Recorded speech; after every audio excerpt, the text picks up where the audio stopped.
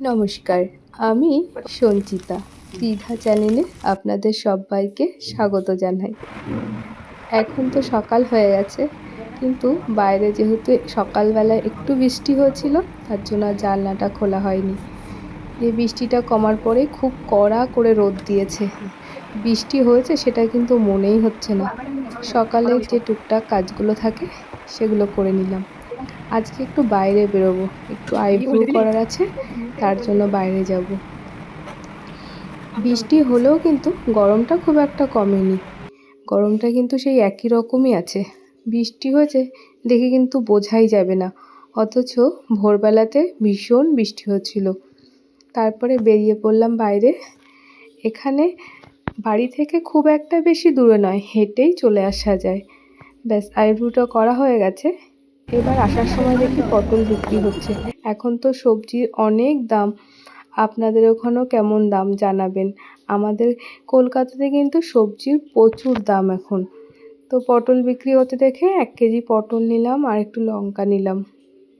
বাড়ি এসে দেখলাম পটলগুলো তখন দোকানদার বলছিল বেশ ভালোই হবে, আর পরিচিত দোকান, একেবারে খারাপ দেবে না।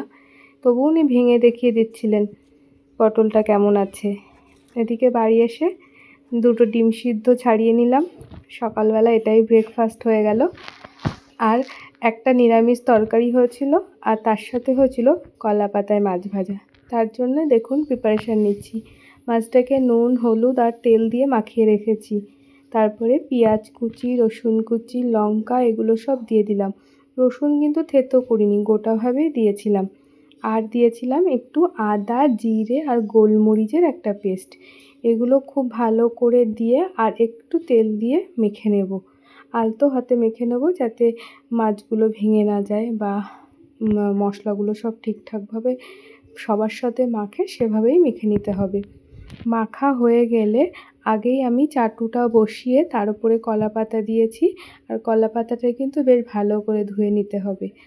আর কলা পাতার ওপরে একটু তেল বুলিয়ে নিতে হবে।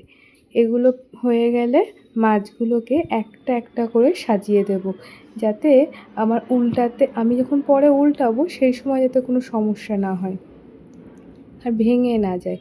তো এইভাবেই যতটুকুনি পেরেছি খুব ভালো করে পাতিয়ে পাতিয়ে দিয়েছি। আর ওপর দিয়ে পেঁয়াজের যে কুচিগুলো ছিল সেগুলো দিলাম, আর দিয়েছিলাম বাটি ধোয়া একটু জল। বাটিতে তো অনেক মশলাই লেগেছিলো, এটা দিলে না মাছটা খুব তাড়াতাড়ি সিদ্ধ হয়ে যাবে আর মশলাটাও কিন্তু পুড়বে না। তারপরে ঢেকে দেবো এভাবেই। কলা পাতা দিইনি, এমনি যে ঢাকনাটা হয় কাচের, এই ঢাকনাটা দিয়ে ঢেকে দিয়েছি। দেখুন আমাদের একটা পিঠ কিন্তু হয়ে গেছে, তারপরে উল্টে দিয়েছিলাম। সে উল্টানোর ক্লিপটা নেওয়া হয়নি, তো আলতো করে উল্টিয়ে আরেকটা কলা পাতায় আমি দিয়েছি। আর প্রথম কলা পাতাটা কিন্তু আমার হাতেই আছে। খুব সাবধানে করবেন যেন হাত লেগে না যায়। এদিকে আমার একটু হাতে লেগে গেছিলো, গরম তাওয়া।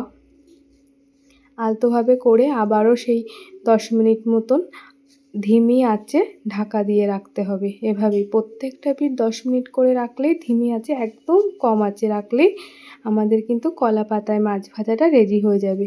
খেতে কিন্তু বেশ ভালোই হয়। এভাবে মাছ ভাজা খেতে আমাদের তো খুব ভালো লাগে। আপনাদের কেমন লাগে অবশ্যই কিন্তু জানাবেন।